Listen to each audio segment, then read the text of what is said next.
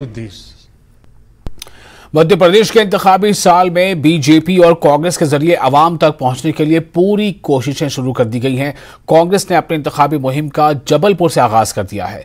जबलपुर में मुनक़िदा कांग्रेस की सभा में सीनियर कांग्रेस लीडरान के साथ कांग्रेस लीडर प्रियंका गांधी ने भी शिरकत की और उन्होंने छत्तीसगढ़, हिमाचल प्रदेश और कर्नाटक के तर्ज पर पार्टी के ऐलानात पर मध्य प्रदेश में भी अमल करने का ऐलान किया। वहीं कांग्रेस लीडर प्रियंका गांधी के एमपी दौरे की शिवराज सिंह की काबीना के सीनियर वजीर विश्वास सारंग ने मध्य प्रदेश के अवाम के साथ छलावा करार दिया है। विश्वास सारंग ने कहा है कि साबिका इंतखाबात में प्रियंका गांधी के भाई ने अवाम के साथ वादा किया था, लेकिन वो ऐलान से आगे नहीं बढ़ सका।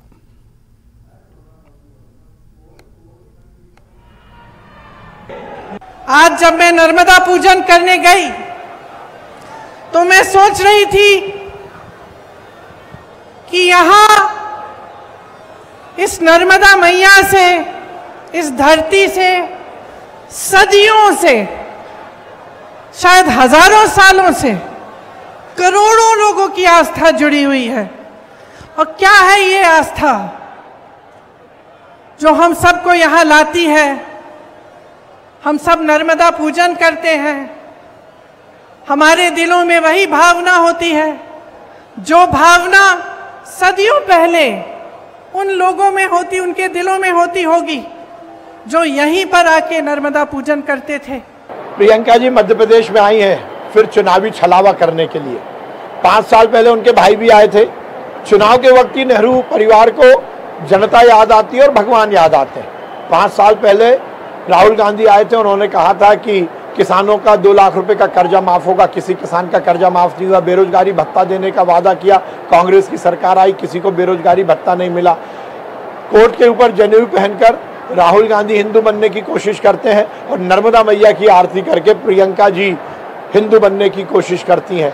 ये वही कांग्रेस है जिसने 1 महीने पहले कर्नाटक में बजरंगबली का विरोध किया। आज बजरंगबली की आरती उतार रहे हैं। कमलनाथ जी बजरंगबली के आकार के केक पर छुरी चलाते हैं और प्रियंका जी नर्मदा मैया की आरती करती हैं। ये चुनावी छलावा, ये केवल चुनाव के वक्त भगवान को याद करना, ये कांग्रेस की राजनीति है और इस राजनीति को जनता भी समझती है। प्रियंका जी, आप संस्कार धानी में आई और आपके कार्यकर्ताओं ने उसी संस्कार धानी में संस्कारों को तार तार किया। और पीएम उम्मीदवार के मामले और अहम महाज मोदी से मुकाबले के मामले पर आरजेडी के राज्यसभा मेंबर पार्लियामेंट मनोज झा का रद्द-ए-अमल भी सामने आया है। मनोज झा ने कहा है कि हम कोई साबुन और शैम्पू नहीं खरीद रहे हैं, हमारी लड़ाई जमहूरियत को बचाने की है। ललन सिंह जी ने कहा, लेकिन क्या पहली बार कहा इन्होंने ऐसा? कतई नहीं। हमारे मुख्यमंत्री जी ने, नीतीश जी ने, तेजस्वी जी ने भी बार बार कहा कि हम एक मुहिम में, हम एक प्रणाली विकसित कर रहे हैं जिसमें तमाम विपक्ष के दल एक साथ बैठे और लोक सरोकार के मुद्दों पर हम चर्चा करें, क्योंकि अंततः मुद्दे चाहिए। लोग तो चेहरा क्या देता? साबुन शैम्पू खरीद रहे हैं क्या कि ये मोदी जी साबुन है तो तुम्हारा ब्रांड कौन सा है? ना साहब, लोकतंत्र को बेसिक्स में ले जाइए, अपनी प्रस्तावना जो संविधान की उस तक ले जाइए।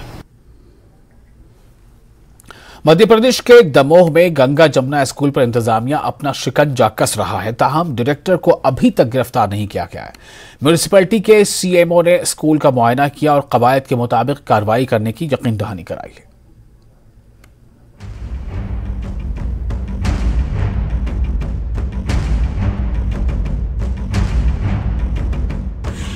गंगा जमुना स्कूल पर प्रशासन ने कार्रवाई करना शुरू कर दी है। सर्वेयर की रिपोर्ट के बाद नगरपालिका के सीएमओ खुद जांच के लिए पहुंचे। हालांकि स्कूल में ताला जड़ा मिला।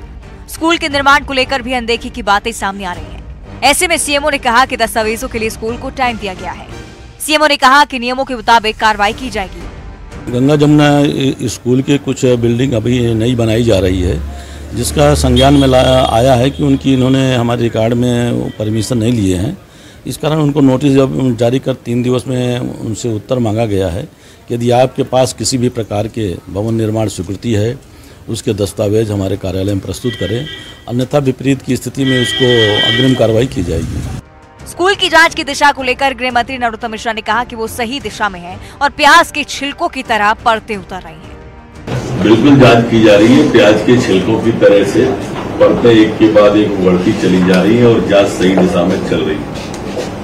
जो फरार है और इस तरह की जितनी फिरका परस्त ताकतें हैं, माफिया है, इन पर तो बुलडोजर चलता ही है। स्कूल से जुड़े 3 लोगों की गिरफ्तारी हो चुकी है। स्कूल के संचालक की प्रशासन को तलाश है। माना यह जा रहा है कि आने वाले दिनों में कुछ और भी गिरफ्तारियां हो सकती हैं। और